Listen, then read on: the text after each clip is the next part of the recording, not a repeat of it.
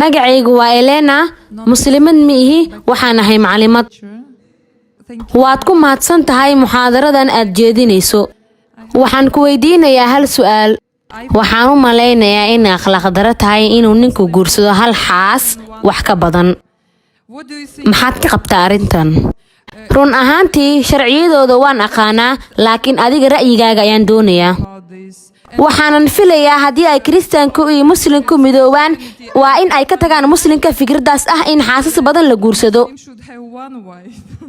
walaashu waxayna weydiisay su'aal aad u wanaagsan, su'aal aad u shaac baxday, su'aal aad muhiim u ah. waxay tiri iyadu inay u maleynayso inay akhlaaq daro tahay in muslimiintu ay guursadaan hal xaas wixii ka badan. sidoo kalena waxay tiri haddii muslimiintu iyo Kiristaanku ay ku midoobi lahaayeen arrintan way wanaagsanaan lahayd.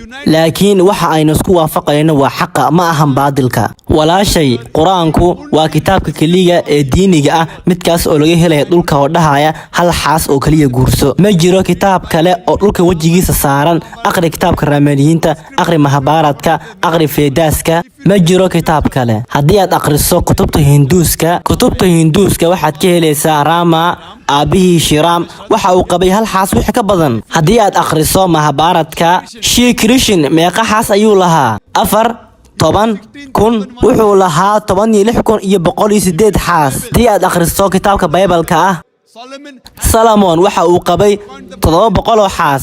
Ibrahim waxa uu qabay 3 xaas. markii loo fiiriyo kitaabka Baybalka, markii loo fiiriyo Yahuudda iyo Kiristaanka, raggu waxay guursan karaan intay doonaan oo xaas 4, 5, 10 xad ma lahan. laakiin Islaamku xad ayuu u yeelay. Ilaahay Quraanka waxa uu ku leeyahay suuratu Nisaa aayadda 3 kuwa dumarka ka heshaan guursada 2, 3 ilaa 4 haddii aadan awoodinna hal ku ekaada.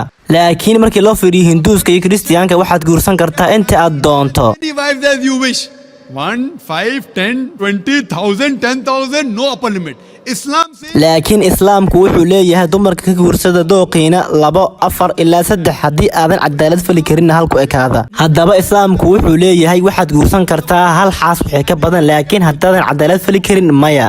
xitaa haddaad cadaalad fali karto 4 baa lagu ogol yahay. ilaahay Quraanka waxa uu ku leeyahay suuratu Nisaa 129 walan tastadiicu an ta'dilu bayna an-nisaa'i walaw harastum fala tamilu kullal mayl fatadharuha kal mu'allaqati. sidaas darteed dadku waxay aaminsan yihiin badankood in Islaamku uu qasbayo in la guursado hal wixii ka badan, laakiin waa iska wax banaan weeye, mubaax weeye, ma aha wax qasab ah. laakiin markaad hal wixii ka badan guursato oo cadaalad fali weyso markaas mushkilad ay